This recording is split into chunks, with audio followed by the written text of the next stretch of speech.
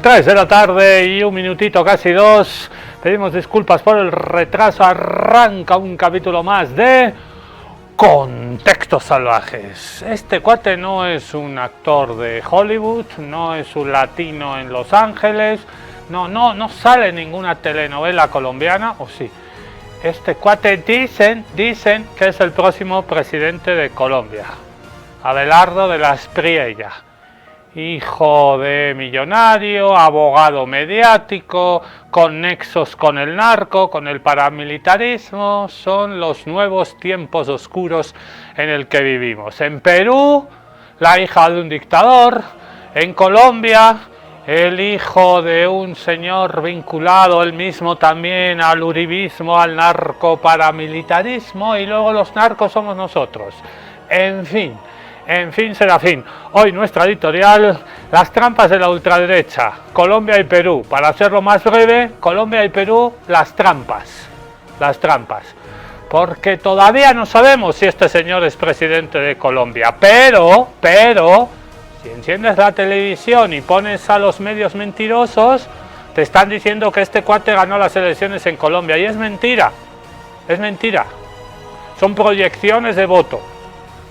Han pasado 3 semanas y todavía no sabemos quién es el presidente del Perú, Roberto Sánchez, o la presidenta nueva del Perú, Keiko Fujimori.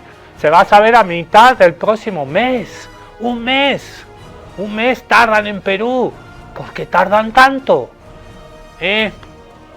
Piensa, vale, acertarás, decía mi abuela.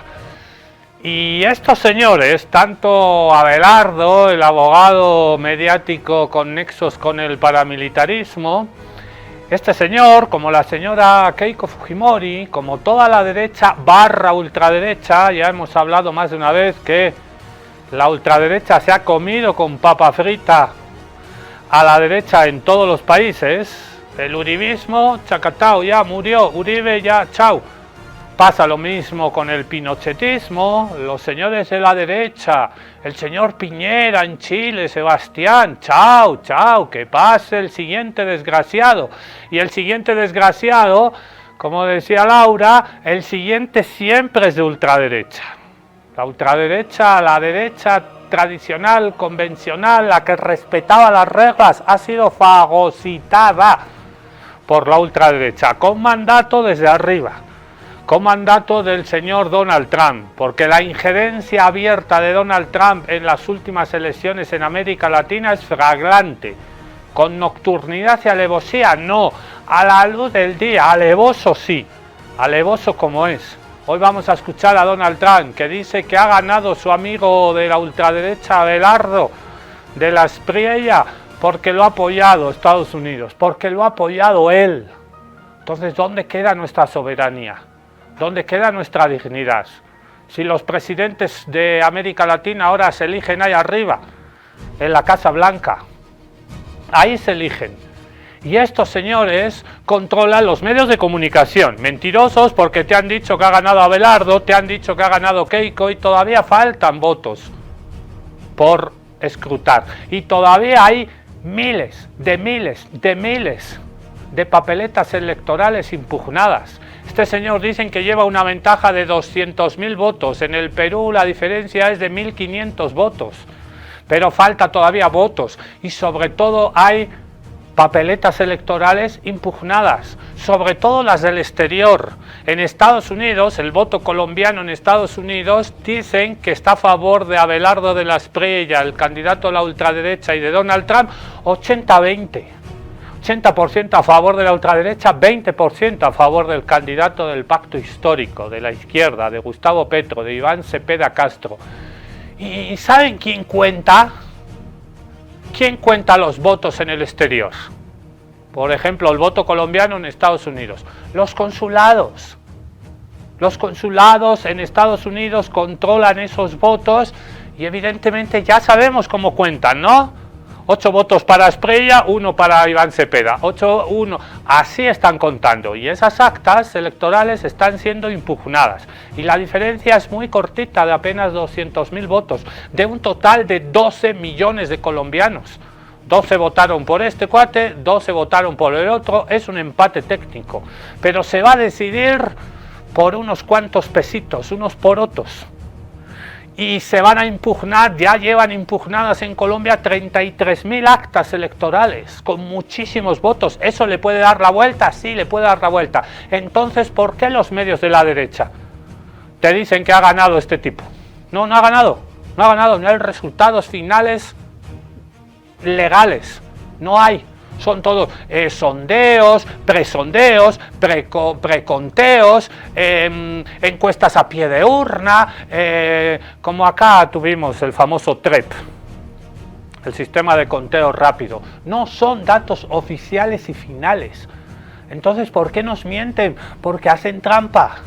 Porque una vez instalan, no, ganó mi candidato, la derecha, la ultraderecha es un fantasma que recorre América Latina, es inevitable el triunfo de la ultraderecha en todos los países, es inevitable. Entonces, cuando te machacan con ese mensaje, es inevitable, no hay nada que hacer, quédate en tu casa, no hagas nada, confórmate, ríndete, agacha la cabeza.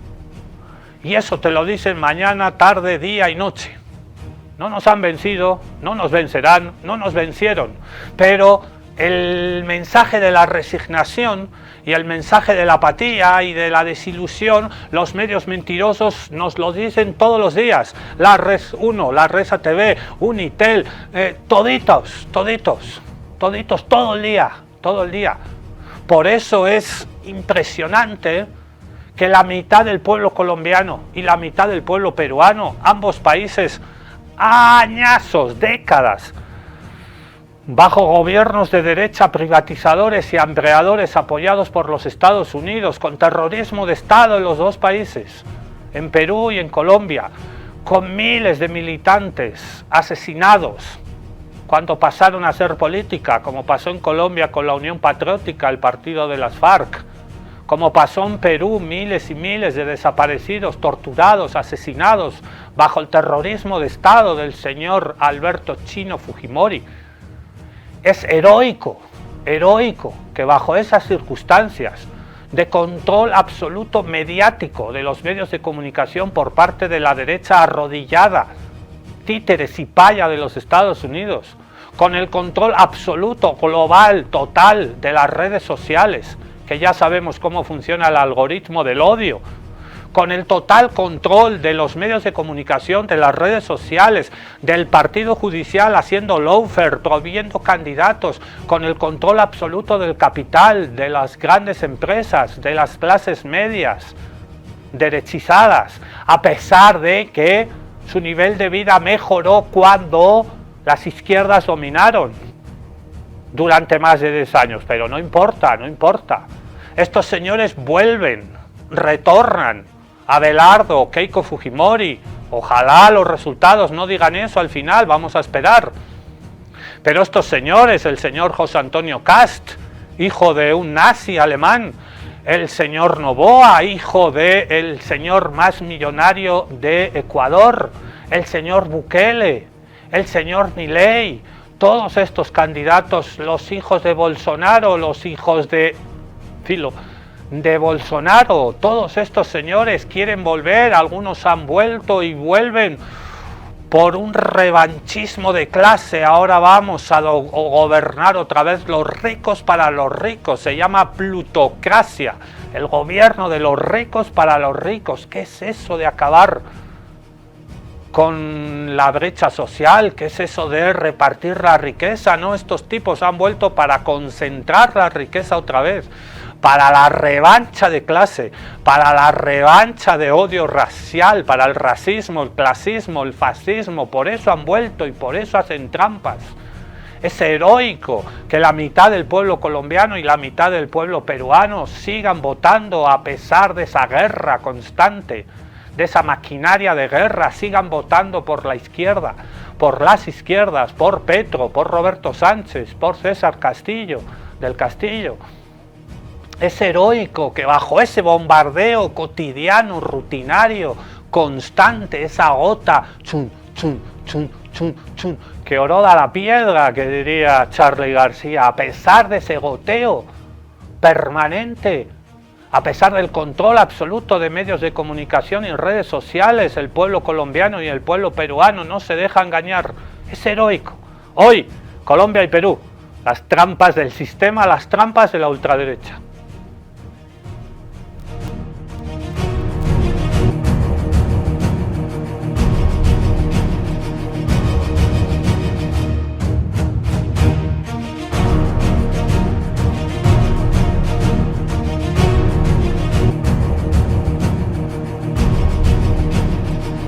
Ahí tenemos la paradoja de América Latina en las últimas décadas. ¿Se acuerdan de la década ganada?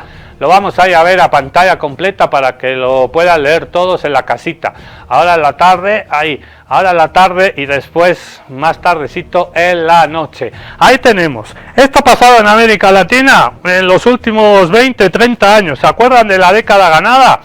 Ganaba un partido de izquierda en toda América Latina, y ahí veíamos, ¿no?, el mapa rojito, en Bolivia con Evo, en Argentina con Néstor y Cristina, en Chile con la Michelle Bachelet, en Brasil con Lula, en Perú con Castillo, en Colombia con Petro, en Venezuela con el chavismo. Ay, pobre chavismo. Ganaba un partido de izquierda, mejoraba la calidad de vida de toda la gente, En Brasil Lula sacó a millones de personas de la pobreza. En Bolivia igual, 3, 4 millones de personas salieron de la pobreza, pero la gente pensaba.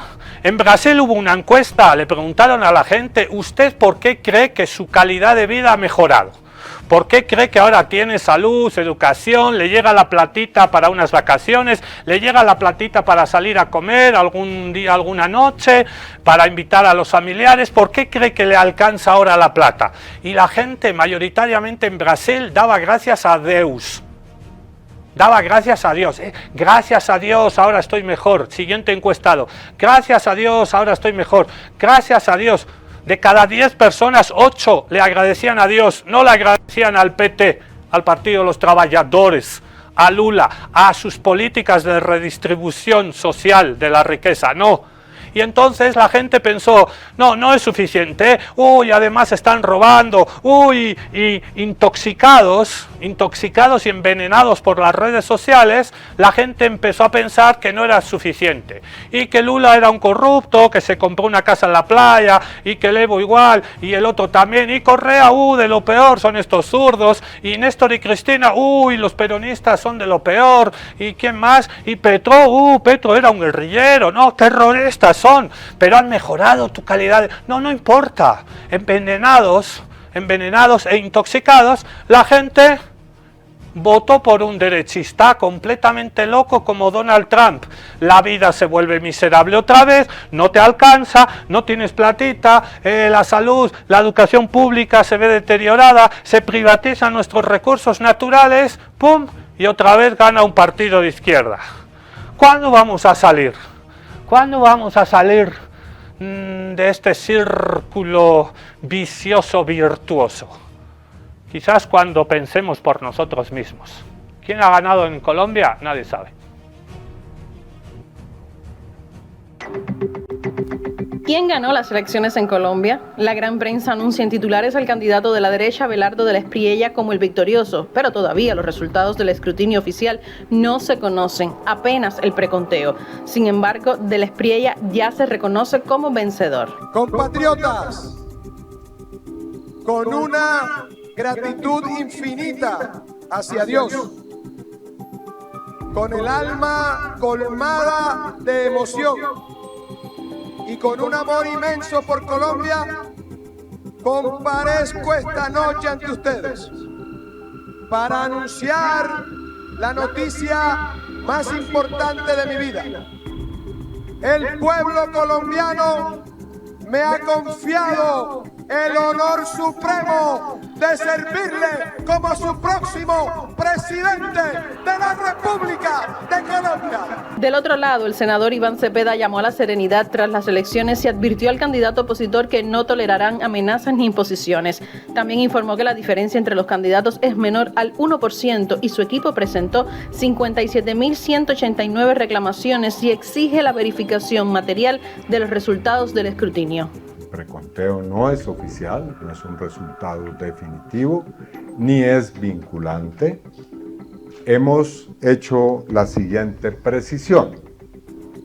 Nuestros testigos, nuestro equipo de seguridad electoral ha presentado 57.189 reclamaciones que nos, digamos, facultan y que obligan a los escrutadores, a los jueces escrutadores y juezas a verificar estas alegaciones que hemos hecho.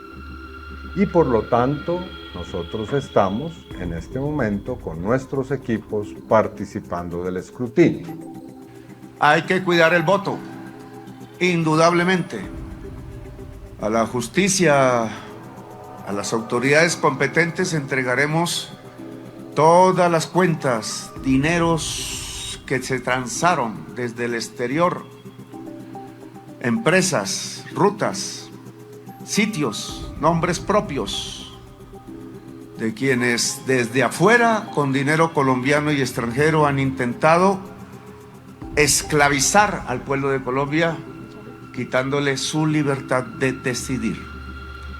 Rechazo la injerencia de mandatarios extranjeros que han roto nuestra Constitución y nuestra ley. Precisamente el candidato de la izquierda agradeció al presidente Gustavo Petro por las transformaciones sociales y por haber afrontado los más tenebrosos poderes. En sus palabras dirigidas al líder colombiano afirmó: gracias por haber cumplido con el pueblo colombiano. La injerencia abierta de los Estados Unidos, el Estado terrorista de Israel y de países amigos de Donald Trump, de gobernantes que están en países amigos de Donald Trump y del candidato de la ultraderecha. Se enojaron aquí mucho con declaraciones de Petro, ¿no? Petro hace injerencia en Bolivia y se votó a la embajadora colombiana, Elizabeth Carrillo. ¿Y ahora? Y ahora que el presidente del Estado plurinacional, señor Paz Pereira, ha felicitado públicamente a través de mensajes en redes sociales, ha saludado y felicitado la victoria del candidato de la ultraderecha en Colombia, ¿qué? ¿Ahora qué? Eso no es injerencia, no hay resultados finales, señor Paz Pereira.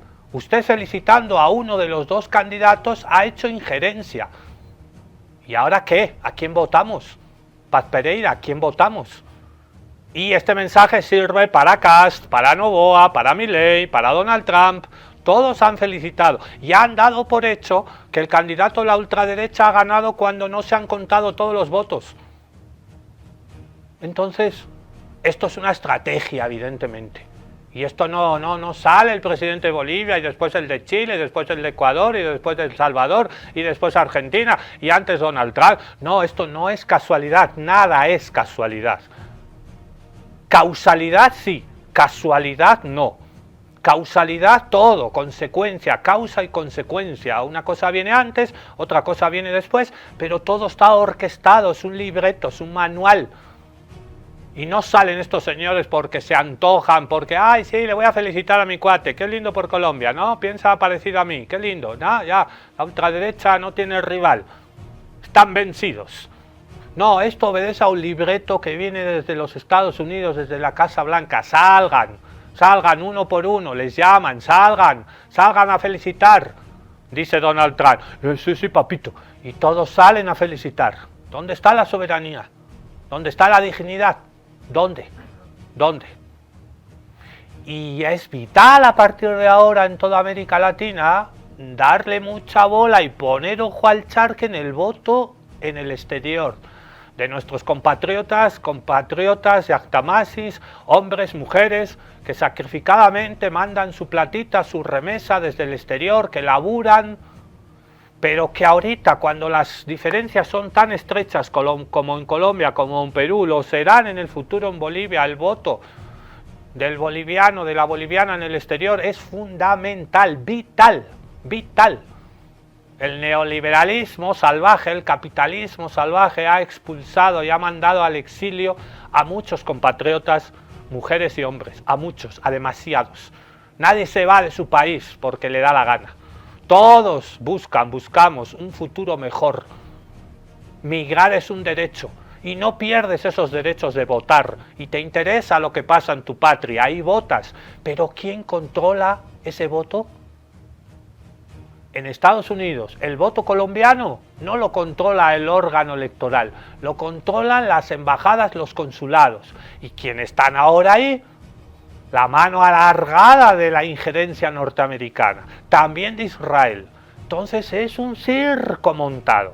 Escuchamos a la compañera peruana Laura Arroyo Gárate hablándonos de esta supuesta inevitabilidad del triunfo de las derechas, ¿no? El mapa ya ha cambiado, ¿no? Ya fue su tiempo, ya zurdos, váyanse. Ya fue, ya arruinaron todo, ahora nos toca a nosotros. ¿Otra vez? Nos toca a nosotros otra vez. Los que reivindican la colonia, los que reivindican el racismo, el clasismo, las privatizaciones, el pueblo hambreando para que se tenga que ir al exterior. Eso reivindican. Un país para unos pocos. Un país para unos pocos, para los de siempre, que nunca quisieron ver al resto, a las grandes mayorías, que invisibilizaron al campesinado, a las clases obreras, que lo invisibilizaron, que lo anularon, que lo animalizaron. ¿Para qué? Para quedarse con la torta todinga para ellos.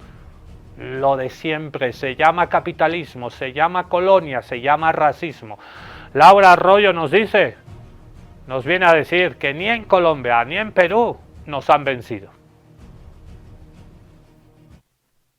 Abelardo del Espriella no ha ganado las elecciones en Colombia. Repito, Abelardo del Espriella no es el presidente de Colombia, porque los resultados oficiales no existen aún. Lo digo para los despistados que no dejan de decirlo en medios y en redes sociales. El conteo oficial, el escrutinio real, todavía no ha terminado y las impugnaciones, debido a las irregularidades registradas durante toda la jornada de ayer, serán determinantes, precisamente porque el preconteo en Colombia, que es una foto, no un resultado final, señala un margen muy pequeño de diferencia entre ambos candidatos. Ahora bien, sabemos que la disputa es por el relato, que precisamente en este momento de limbo sobre los resultados colombianos, al candidato trumpista, al ultraderechista del Espriella, le conviene situarse como ganador ya mismo, relato. Y no es casual que cuente para ello con el invalorable apoyo de la ultraderecha internacional. Lo han reconocido y felicitado desde su jefe Donald Trump hasta el líder ultraespañol Santiago Abascal, pasando por supuesto por su referente Javier Milei o la también ultraderechista Giorgia Meloni en Italia. La estrategia es clara, se gana en el discurso, se gana en el titular, se gana en el relato, aunque las cifras aún no estén. Y por eso el papel de la mayoría de medios de comunicación esta mañana es lamentable, desde el grupo Prisa hasta los habituales medios del ecosistema mediático de derechas que han anunciado a un ganador antes de tiempo y así contribuyen a la estrategia de Del Espriella. Pero queridos amigos, no me sorprende en lo absoluto, porque hicieron lo mismo hace 2 semanas con las elecciones peruanas. Y esta es la clave más importante de esta mañana. Llevamos tiempo analizando el plan de Donald Trump para la región. Un plan que no solo es imperialismo al estadounidense, sino que es imperialismo sionista, es decir, imperialismo genocida, librándose en nuestra región. La Vía Yala como epicentro de una disputa geopolítica internacional donde los Estados Unidos no han tardado en poner todas sus garras a operar para intervenir nuestros territorios. El plan lo ha anunciado el mismísimo jefe Donald Trump en su documento de seguridad nacional a finales del año 2025, Make Latin America my backyard again. Hagamos a América Latina mi patio trasero otra vez. Sí, el plan es clarísimo. Está escrito, está anunciado y está siendo implementado ya. Pero confieso, hermanos y hermanas, que a lo mejor hemos hablado más del plan que del método. Así que hoy hablaremos del método Donald Trump. Hay ya un patrón de conducta electoral en nuestra región que evidencia el método. Primero, Donald Trump elige a su candidato. Segundo, pone a toda su maquinaria económica y mediática, especialmente al servicio de ese candidato. Tercero, anuncia él mismo su apuesta de cara a las elecciones para intervenir en el estado de ánimo electoral, ya sea a través del miedo, como hizo en las legislativas argentinas, señalando que si no ganaba la lista de Milei, habría que dar menos dinero al país del sur, ya sea a través de la intervención directa, como en Honduras, con ese indulto al narcotraficante Juan Orlando Hernández. Pero ahora estamos viendo la otra pata del método, la que se implementa en aquellos lugares donde es evidente que el candidato trumpista no tiene todas las de ganar, donde la disputa está muy abierta, donde es más que probable que gane la candidatura antitrumpista, es decir, la soberana. ¿Qué une a Colombia con Perú en este momento? No nos une la diferencia de votos que sea reducida. Esto es política, esto no es matemática. Lo que nos une es que las irregularidades se encuentran situadas en el voto exterior, que nunca, repito, nunca ha definido las elecciones. En Perú, Keiko Fujimori gana fuera, no dentro del Perú. Y curiosamente, el voto estadounidense es clave, como también lo es la presencia del embajador estadounidense en suelo peruano, muy preocupado en visitar las instalaciones de las sedes electorales en plena disputa por el conteo oficial en mi país. La candidatura de Roberto Sánchez ha pedido ya la anulación de más del 80% de votos peruanos en Estados Unidos por las irregularidades en todo el proceso. Además, han presentado una denuncia constitucional contra el ministro de Relaciones Exteriores debido a que alteraron las condiciones bajo las cuales se procesaron los votos de los peruanos y peruanas en el exterior. ¿Te suena Colombia? Hay algo que rima esta mañana, ¿verdad? En Colombia, la votación del exterior está siendo especialmente relevante otra vez y los Estados Unidos están en el centro de la polémica. Curioso, ¿verdad? El candidato Iván Cepeda ha tenido la rapidez que corresponde en este caso, sobre todo cuando los pueblos hermanos nos miramos y vemos que no solo tenemos un mismo adversario, sino que nos están atacando de la misma manera, el método Donald Trump. Cepeda ha anunciado la impugnación de mesas y el presidente Gustavo Petro ha respaldado la iniciativa, así como ha señalado que se deben impugnar las mesas instaladas en los Estados Unidos y las que hayan resultado afectadas por el cambio del IP de los servidores al servicio computacional del preconteo. El presidente Petro lleva denunciando el software vulnerable de los hermanos Bautista. Curioso, ¿no? Que en dos elecciones donde la disputa sería reñida, pero sobre todo donde la posibilidad de vencer al candidato trumpista era más posible, veamos un patrón. Por eso este cierre es difícil de escribir, amigos y amigas. Porque así como las elecciones ya no son nacionales, sino regionales, y así como el adversario también es común a toda la región, esta mañana vemos que el método de intervención también lo es. Perú y Colombia nos están recordando algo que nunca debimos perder de vista. Nuestras democracias están intervenidas.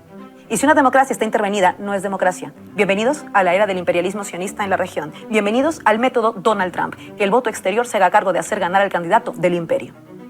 Vistas así las cosas, creo que toca arreciar el tono y el análisis. No solo subir el volumen, sino subir la apuesta. Si nuestras democracias están intervenidas, el juego electoral ya no lo es. No olvidemos que el resultado, tanto en Perú como en Colombia, resulte lo que resulte a esas alturas, ya ha perdido legitimidad. Y ese es también un objetivo de Donald Trump. Caos, deslegitimidad, duda, desorden. Ese es el panorama que tenemos ahora en nuestra región. Y por lo mismo, no nos vale ya el habitual respetemos las reglas del juego. ¿Cuáles reglas? ¿Las que ya rompió los Estados Unidos? ¿Qué orden? ¿El que ya no existe? ¿Qué instituciones? ¿Las que ya han sido intervenidas? ¿Qué democracia nos queda? Me temo que va quedando cada vez más claro que la democracia hoy ya no es ir a votar, que hay que hacerlo, pero que lo urgente está fuera de los colegios electorales, las ánforas y las cédulas de votación. La democracia hoy, para dejar de estar intervenida, necesita de los pueblos haciendo política en contra de la intervención, y eso ya no se garantiza yendo a votar. La similitud en la foto electoral del caso peruano y colombiano no es un accidente, y haríamos mal esta mañana en no analizar este detalle. ¿Qué nos anuncia esta similitud en dos procesos tan cercanos en el tiempo? Que los Estados Unidos ya han implementado su plan, que ya estamos intervenidos, y que por tanto la disputa hoy tiene que ser de otro tipo. La buena noticia, por mirar el vaso medio lleno esta mañana, es que si el método Trump cruza fronteras y pone a nuestra Piayal en la diana, nuestra resistencia también puede hacerlo. Ese es el momento en que los pueblos nos ponemos de acuerdo. Bolivia, Perú, Colombia. Estamos llamados a unir nuestras manos ahora mismo. Sí, he dicho manos, no solo voces. Los tiempos han cambiado. Los tiempos han cambiado. Times are changing, que diría Bob Dylan.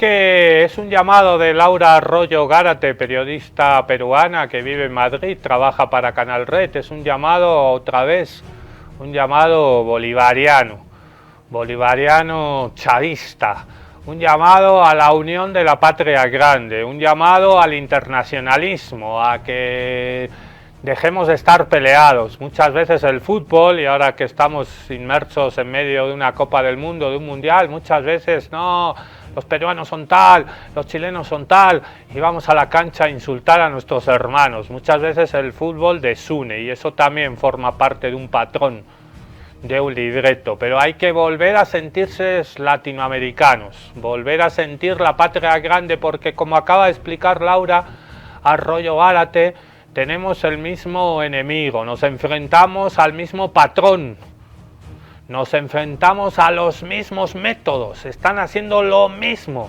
En Colombia, me salió un acento de Medellín, ya, qué linda es Medellín. Es muy parecido a Cochabamba, Medellín. Tienen un teleférico que va ahí a la Comuna 13, no, espectacular es Medellín. Me recuerda muy la primavera eterna, le dicen a Medellín, igual que a nuestra Cochabamba querida. Un saludo a todos los yactamasis, Noga Ricardo Cani. Cierro paréntesis, tenemos los mismos enemigos adversarios que repiten el mismo patrón libreto y obedecen al mismo señor, a este señor. Trump ha felicitado al candidato Abelardo de la Espriella. A continuación, la Toringos. Como pasa en el fútbol boliviano, que la Federación Boliviana de Fútbol dice una cosa y a continuación 10 clubes dicen lo mismo con comunicados igualitos. El fútbol boliviano y la Casa Blanca es lo mismo. Donald Trump manda y el resto obedece. Comunicado va, comunicado viene, todos felicitando a un cuate que todavía no ha ganado. Le han preguntado a Donald Trump. Abelardo de la Espriella, él se autoproclama como el tigre, es un abogado, ahora vamos a repasar, nada que ver con el Club de Strongest por si acaso, pero si Milei se hace llamar el león, este cuate se hace llamar el tigre, y parece un zoológico esto. Donald Trump dice que ha ganado su candidato de la ultraderecha gracias a él. Papito, está confesando en 10 segundos. Oh, El Tigre. El Tigre, yeah, Abelardo de la Espriella. We know that you had a phone. I endorsed him. He was in 10th place. I endorsed him and he won the election. Yeah, and we know that you had a No phone. different than this country. No es diferente a lo que pasa en este país, dice Donald Trump. Él manda y todos obedecen. La democracia, no, olvídate. Las libertades, no, ¿qué te pasa? El derecho internacional, ¿dónde vives? La diplomacia, la matamos hace rato. Es así con nocturnidad y alevosía. Pero ¿quién es Abelardo de la Espriella? Es el Milei de Colombia. ¿Quién es Abelardo de la Espriella? El candidato a hacerse con la presidencia en Colombia. Una especie de Milei colombiano, pero en vez de león, tigre. ¿Qué les pasa a los hombres de ultraderecha con los felinos? Este domingo Colombia celebra la segunda vuelta presidencial, y uno de los favoritos es Abelardo de la Espriella, un abogado mediático que ha construido toda su imagen alrededor de la fuerza, la autoridad y la mano dura. Su campaña mezcla conservadurismo religioso, nacionalismo, antipolítica y una guerra abierta contra todo lo que identifica a la izquierda. Y sus propuestas dejan bastante claro qué significa eso. Yo quiero dejar claridad sobre esto. Yo soy un hombre de familia. Yo soy un hombre de familia tradicional. De la Espriella se declara abiertamente contrario al aborto. Yo, Abelardo de la Espriella, soy pro vida. Él es tan pro vida. Quiero ser muy claro en esto. Yo estoy hoy, mañana y siempre con Israel. Tan pro vida que hasta un femicidio le parece un acto de amor. Y el hombre, a pesar de que la amaba, ella se había ido con otro. Ya no lo quería. Solo pudo encontrar tranquilidad matándole. Un hombre mata a su mujer el 31 de diciembre frente a sus hijos, pero la mata por amor, porque no podía vivir sin ella. También defiende ampliar el porte legal de armas para que sus ciudadanos puedan proteger su vida y su patrimonio. Defiende la familia tradicional y ha asegurado que, si hubiera dependido de él, no hubiera permitido la adopción por parte de parejas del mismo sexo. Matrimonio gay. Sobre eso, Eva, ya hay pronunciamiento. Pero vamos, yo creo, Eva, que tienen que tener unos derechos patrimoniales que nadie les puede negar. Pero no creo necesariamente que eso implique, por ejemplo, la adopción. ¿De verdad? De verdad. Pero su política no se construye únicamente alrededor de propuestas, también alrededor de una determinada representación del poder, el hombre fuerte, el líder autoritario, y la fuerza como respuesta al miedo y al malestar social. Una estética política que ya hemos visto en figuras como Bolsonaro, Milei, Trump o Bukele, y que forma parte de una ola continental de derecha dura que convierte la sobreactuación de la masculinidad en propaganda electoral. Porque cuando los derechos de las mujeres y las personas LGTBI se presentan como una amenaza, tanto la misoginia como la homofobia se pueden convertir en herramientas para canalizar el malestar social y convertirlo en votos. Por eso lo que Colombia decide este domingo 21 de junio no es simplemente quién ocupará la Casa de Nariño. También se decide si se entregará la presidencia a un proyecto basado en la mano dura, las armas, el conservadurismo religioso y una idea profundamente masculina del poder. El tigre podría estar a punto de llegar a la presidencia. La pregunta es, ¿qué derechos se propone devorar primero? Revélate, lucha, organízate. Las recetas contra estos señores. Un día de estos vamos a hablar. Lo ven ahí y lo vemos todo el rato con la camiseta, con la polera de la selección colombiana de fútbol. Selección Colombia. La camiseta amarilla. Y este es un uso partidario, político de la camiseta que es de todos los colombianos. Este señor no lo ha inventado. Esto se lo inventaron, entre comillas, los muchachos de Bolsonaro. Contra Lula, todas las manifestaciones de la ultraderecha en Brasil, antes y después de Jair Mesías Bolsonaro, todos iban también con la camiseta de la canariña. de la selección brasileira do futebol, también amarilla. Y era también un uso partidario de esa camiseta, como que los buenos apoyamos y sentimos la patria y se les llena la boca a todos los candidatos de la ultraderecha. Bolivia, Bolivia, Bolivia, la patria, la patria, la patria, la verde, la amarilla, la verde amarilla, todos llevamos la camiseta, pero están haciendo un uso político de esa camiseta, partidario más que político, político partidario. ¿Qué pasa? ¿Que un zurdo, que un votante de Lula, que un votante del bloque popular, del campo popular, de las izquierdas, no es suya esa camiseta también? Claro que es nuestra. Entonces también nos hemos dejado arrebatar. En manifestaciones, marchas acá también en Bolivia, mucha gente de la ultraderecha lleva la camiseta verde. No nos dejemos arrebatar la verde, como se han dejado arrebatar la amarilla y la verde amarela en Brasil. Otro día vamos a hablar de fútbol, política y camisetas de selecciones nacionales. Los patriotas, los que defienden a la patria, siempre son ellos. Qué manera más linda, ¿no?, de defender a la patria. No defender a todos, sino a la patria excluyente que representan. Y por eso se ponen la camiseta. Pero detrás de eso hay exclusión, racismo y odio. Entonces la camiseta es un pinche disfraz. Ellos sí se disfrazan. Vamos y retornamos a Colombia, nuestra querida Locombia, con el corresponsal en Bogotá de RT, Russia Today, y las miles y miles y miles de actas electorales que todavía hoy están en pugna. Cuando veas en los medios de comunicación acá en Bolivia, en el noticiero del mediodía o de la noche, que ha ganado la ultraderecha, que ha ganado la derecha, que ha ganado Abelardo de la Espriella, diles que son mentirosos y canta conmigo la canción de Ucamau. No queremos más medios mentirosos. Para el pueblo son enemigos peligrosos. Nos vamos a Bogotá. Seguimos muy pendientes de este proceso electoral colombiano, que por ahora no hay una declaratoria oficial de presidente. Avanza, mientras tanto, las comisiones escrutadoras por parte del Consejo Nacional Electoral, con jueces, notarios en todo el país, para avanzar en el conteo de los votos. Por ahora la ventaja la sigue teniendo Abelardo de la Espriella, con cerca de 250.000 votos de diferencia, menos de un 1% contra Iván Cepeda Castro.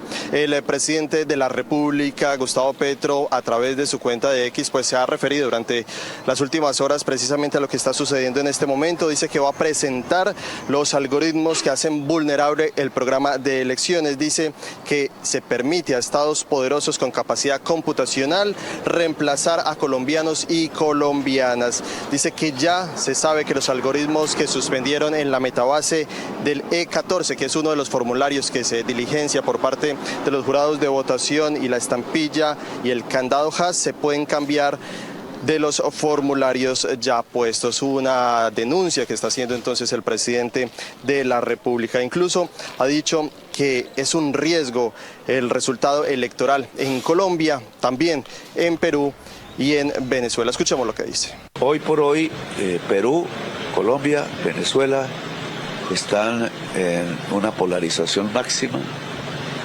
una posibilidad de estallido, en la desestabilización del corazón del mundo, y la gran responsabilidad que tiene el progresismo en Venezuela, en Colombia, en Perú y en toda la vieja Gran Colombia también, es garantizar la paz. Y está en cuestión, este es el momento. Yo creo que hay gente en el gobierno de los Estados Unidos que lo sabe, lo entiende. Precisamente sobre esta denuncia que ha hecho el presidente de la República, Gustavo Petro, el presidente del Consejo Nacional Electoral le ha respondido. Ha dicho que si bien hay unos cuestionamientos por parte de él hacia el programa de escrutinios, las votaciones, los resultados, lo que se está conociendo el día de hoy y que se ha venido conociendo durante todos estos días, lo hacen precisamente humanos, los testigos y los jurados de votación que están en cada una de las mesas. Dice él que no hay que desconfiar del sistema electoral colombiano. Escuchemos. Nuestro proceso en Colombia es netamente manual.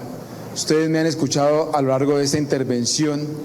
En este proceso no he hablado absolutamente de ningún software, ni en ninguna auditoría al software. Aquí lo que están hablando son de personas de carne y huesos desde el inicio del proceso hasta la culminación del proceso.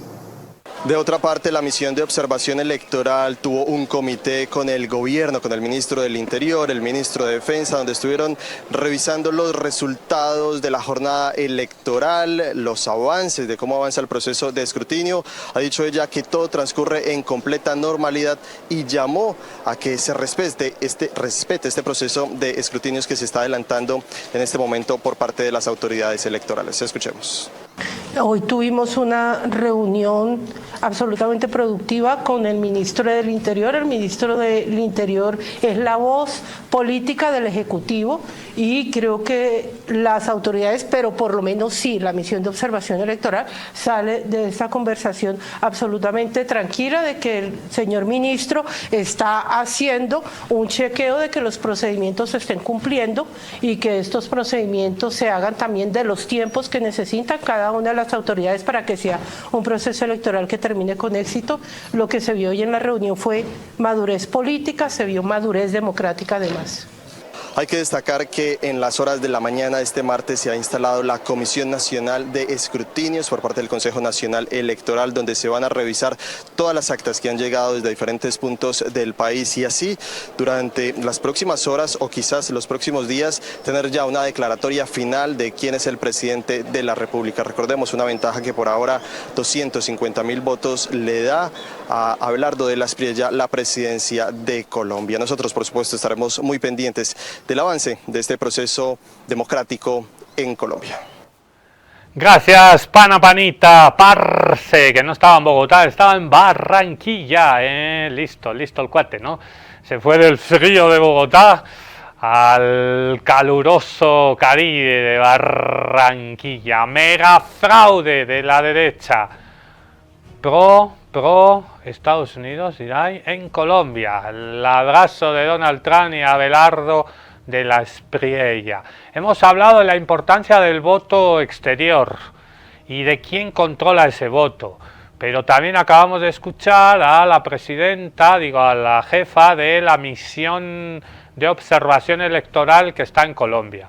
Para empezar, dejemos de hablar de observación electoral, porque la observación electoral es cuando mandas a alguien a observar, es que sospechas que te están afanando algo en la cocina, ¿no? Anda a la cocina a ver si está todo bien. Y ya estás sospechando que el cocinero se está afanando los fideos.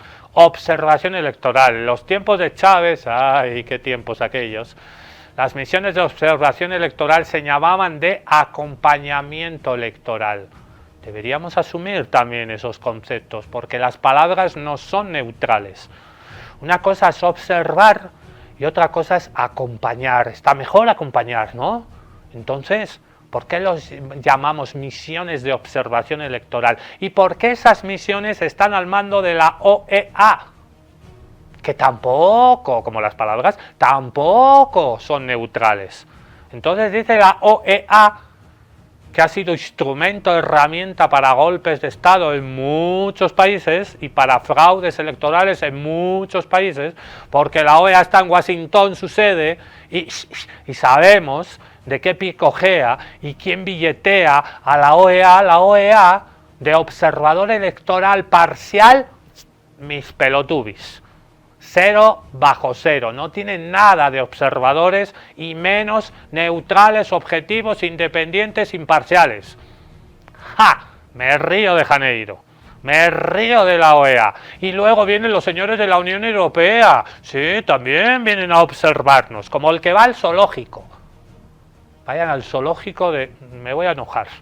Entonces los observadores electorales en nuestros procesos electorales, democracias intervenidas, como ha dicho hace un rato la compañera peruana Laura Arroyo Arate, democracias intervenidas con injerencionismo abierto, intervencionismo político y electoral de Estados Unidos.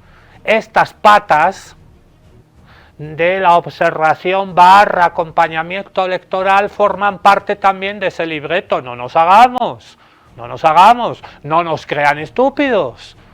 Podemos tener cara de tontos, pero no somos estúpidos ni idiotas.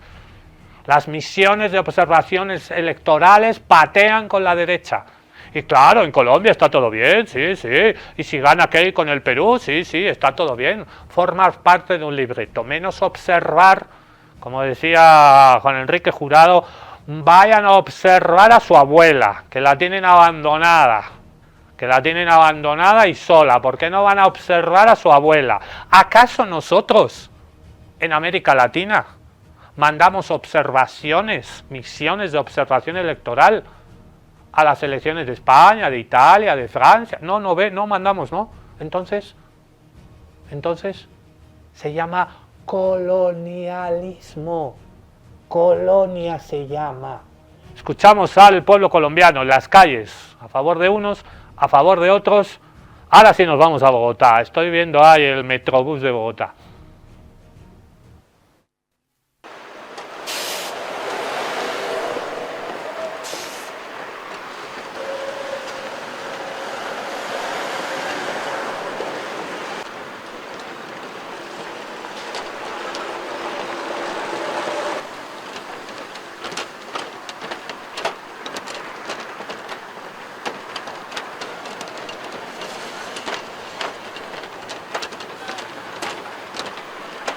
Son unas elecciones que demuestran lo polarizado que está el país, en el sentido que hay dos ideas totalmente opuestas que se defienden en unas elecciones y que pues un número tan reñido de votos demuestra que hay que escuchar al otro y que en este sentido, independiente de cómo de ahora el reconteo de votos, pues hay que reconocernos como país y de alguna manera acoger las ideas del otro y no simplemente gobernar con el discurso propio.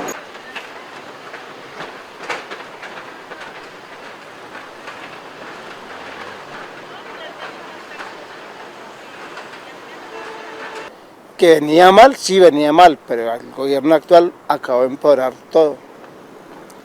Está patrocinando mucho la delincuencia. Entonces eso no, le entregó el país a la guerrilla, se lo vendió así, tómenlo, hagan con el país lo que les dé la gana. Y eso creo, pues por ese lado yo me siento satisfecho que haya ganado el señor Abelardo. Y esperemos que lo que dijo en campaña lo cumpla, porque normalmente lo que dicen, prometen, nunca lo cumplen.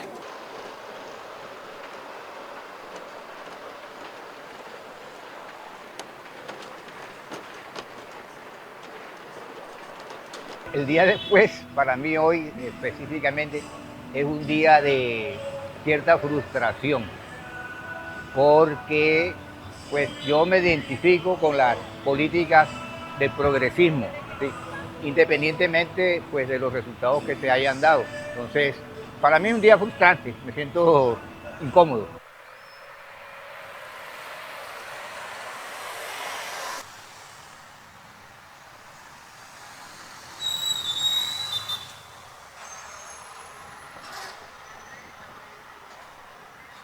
Tenemos muchas expectativas con él porque él dice que va a cambiar, que va a cambiar muchas cosas del país. Algo que sí no me gustó fue que salió al pueblo blindado. No, ¿por qué tiene que estar blindado?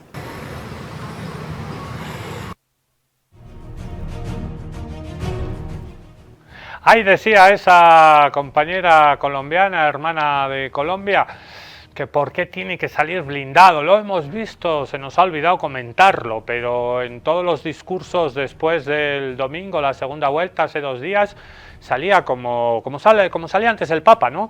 En una urna de cristal totalmente blindada por temor a un nuevo magnicidio en Colombia. Y a esta señora no le gusta, y a nadie le gusta, porque evidentemente es una medida de seguridad personal, pero también es una metáfora, un simbolismo de ese alejamiento de estos señores de la ultraderecha del pueblo. Quizás gane Abelardo de la Espriella y tengamos a un nuevo Milei. Repasamos, gracias a la periodista mexicana Sasi Alejandre, el perfil de esta nueva derecha, ultraderecha, que ha desplazado al uribismo y que navega en esta ola que nos hacen creer que es inevitable. Y no El triunfo de la ultraderecha en América Latina no es inevitable, es un relato armado con injerencia de los Estados Unidos y con fraude electoral garantizado. Lo explica mucho mejor que yo Sassi Alejandre, periodista mexicana desde Telesur. Empecemos con quién es Abelardo de la Espriella. Posiblemente el candidato autoproclamado outsider más insider que hay. Originario de una familia acomodada cercana a Álvaro Uribe, del departamento de Córdoba, donde perdió esta primera vuelta 2-1 frente a la izquierda, en su juventud habría además fundado una fundación para la paz, FIPAZ, pero que en realidad estaba financiada por el propio paramilitarismo, principalmente por Salvatore Mancuso, histórico y sanguinario comandante del organismo paramilitar Autodefensas Unidas de Colombia, y que se dedicaba a impartir conferencias en universidades aupando las candidaturas cercanas al paramilitarismo, incluso a la propia presidencia de Uribe. Así, una carrera de la Espriella que después, bajo la abogacía, ejercería como la defensa principalmente de esos paramilitares, con personajes como Jorge Caballero, Rocío Arias y Eleonora Pineda, parlamentarios que operarían de facto como voceros de las AUCES en el Congreso, y condenados por parapolítica, así como de Juan Carlos El Tuzo Sierra, ex narcotraficante y miembro de estas mismas AUCES, y también a por lo menos 2 sacerdotes acusados de abuso sexual sistemático e incluso pederastia. Pero no solo, porque su cliente estrella tras bambalinas fue el mismísimo Álvaro Uribe Vélez, a quien ha asesorado arduamente ante el proceso judicial abierto por el entonces representante a la Cámara por Bogotá, Iván Cepeda. El paramilitarismo creó un aparato de muerte que erigió una montaña inmensa de cadáveres sobre los cuales se llegó a la cúspide del poder en Colombia. Es decir, una elección entre el que busca hacer justicia con el expresidente narco-paramilitar Uribe y por otro lado su defensor más arduo. Y es que hablando de lealtades, si rascamos un poco más, nos encontramos con Washington. Abelardo de la Espriella, aunque hasta hace unos meses residente en Italia, posee la nacionalidad estadounidense, misma que, para obtenerse, se debe jurar lealtad absoluta a dicho país por sobre cualquier otro.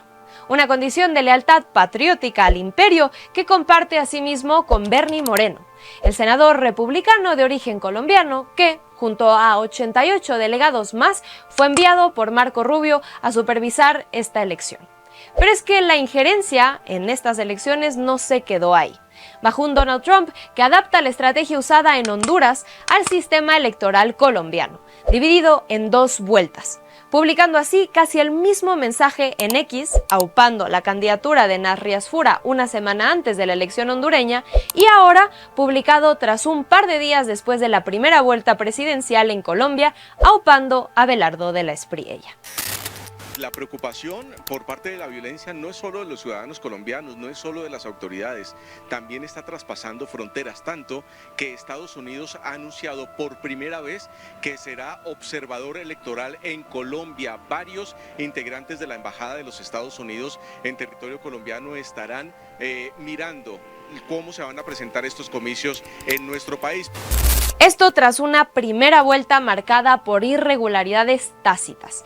Y es que desde el gobierno de Andrés Pastrana, en el que se firma el Plan Colombia que afianzaría al narcotráfico y al paramilitarismo con dinero estadounidense, además es cuando el sistema electoral colombiano terceriza sus funciones de conteo a empresas privadas, entregándole la función a Thomas Gregg & Sons, propiedad de los hermanos Bautista, desde ese momento condenados en Estados Unidos por fraude fiscal, y quienes además, bajo la seguida presidencia de Álvaro Uribe, obtienen el contrato para la elaboración de los pasaportes de todos los colombianos. Un contrato que Gustavo Petro les retira. Por lo que, hablando de estos hermanos enriquecidos bajo el uribismo, vemos que hoy amañan su software para interferir en la elección actual. ¿Cómo? pues se denuncia que 5 días antes de la primera vuelta electoral, este sería modificado para incluir 886.400 cédulas no inscritas en el censo oficial como votos añadidos ilegalmente. Estas cédulas, que se cree, habrían votado por Abelardo de la Espriella. Por lo que la batalla hoy se ubica en una registraduría a manos de la derecha, que, anunciando el fin del escrutinio, alega no haber encontrado indicios de inconsistencias, pese a la evidencia clara. Así, bajo un presidente Petro que continúa denunciando este posible fraude, el candidato Iván Cepeda se centra en la segunda vuelta electoral, con lugar el 21 de junio, y para la cual deberá llegar con una estrategia clara de defensoría de voto, en mesas y ante el CNE para evitar futuros fraudes, así como bajo posibles alianzas con los otros candidatos de centro que habrían quedado fuera para esta segunda vuelta. La cobertura corporativa sobre esta denuncia probada se basa en una sola línea editorial: desprestigiarla y ridiculizarla. CNN. Petro insiste en su denuncia de fraude en Colombia, pero observadores electorales aseguran que no detectan irregularidades. O El País. Petro y la insistencia en el fraude electoral.